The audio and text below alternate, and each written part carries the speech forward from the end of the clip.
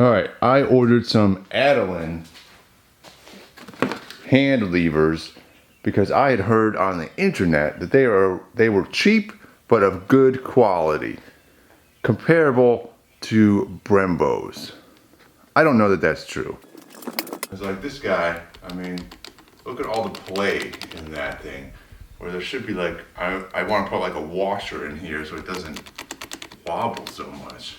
But anyways, that's what we've got. So that's what we're using. And so I'm putting together the front brake lever is this guy. And they're neat looking. It's got this, looks very industrial, mechanical, which I like. Let's go ahead and set this guy up. The one thing this does not come with, which I had to order separately, I didn't realize, is a little pressure sensor switch for the brake lights. So I had to order that separately and we'll have to install that separately. These guys also come with brake fluid reservoir as well. This guy gets set up on here. All right, so I've still got the old brake lever and master cylinder and everything attached to the brake line here, which then attaches to this little brake line splitter thing down here, which then goes down to the brake calipers on either side of the front wheel. So I've got to detach this guy over here on this banjo bolt, and we'll take that banjo bolt out and we'll use that connection there, and everything else will go away. We're not going to use that bolt anymore. We'll replace that with our new banjo bolt brake pressure switch. And then I've got an oil catch can down here to catch the hydraulic fluid that is inevitably going to leak out of this brake master cylinder here. Indubitably.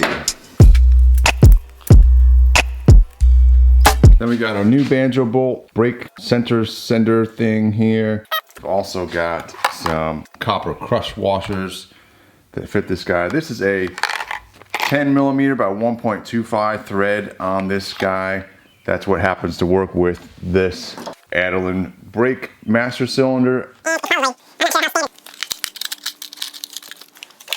So I'm gonna need 2 of these crush washers. I'll need one on this side of the banjo bolt. Put another crush washer on this side, like so.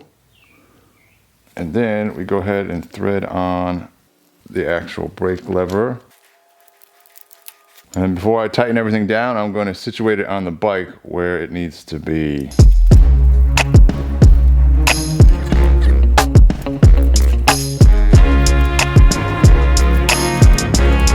All right, and then it comes with the reservoir, the fluid reservoir, and this little brace here. And this brace connects right there, and the fluid reservoir goes down there like that. And this is a little bleeder, a bleeder screw right there.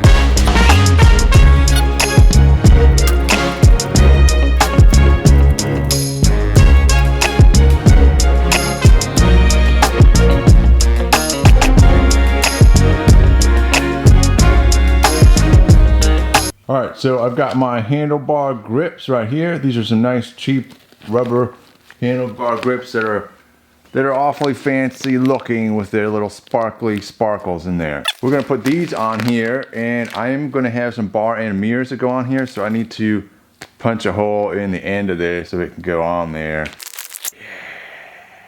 All right, so on the handlebar grips, in case you've never had to think about this before, the inside diameters are actually different. So one of these, the larger one, goes on the throttle side because that slides over the little throttle housing thing, and the other side goes on just the handlebars themselves. This is the one with the larger diameter, this guy here, and this can go on this side, and in theory it slides right over this thing without a problem. Before I do that, I want to punch a hole in the end here.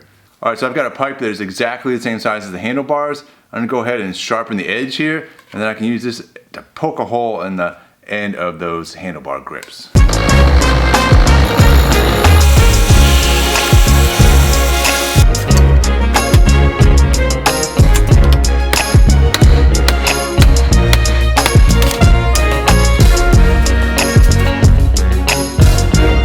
All right, so I'm gonna put a little soap and water mixture on here inside the grip and then on the handlebar here itself. And that should help it slide on here a lot easier.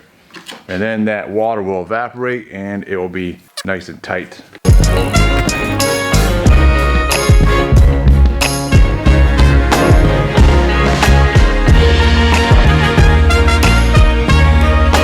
sensor grips on, and now we've got some bar end mirrors to go on there.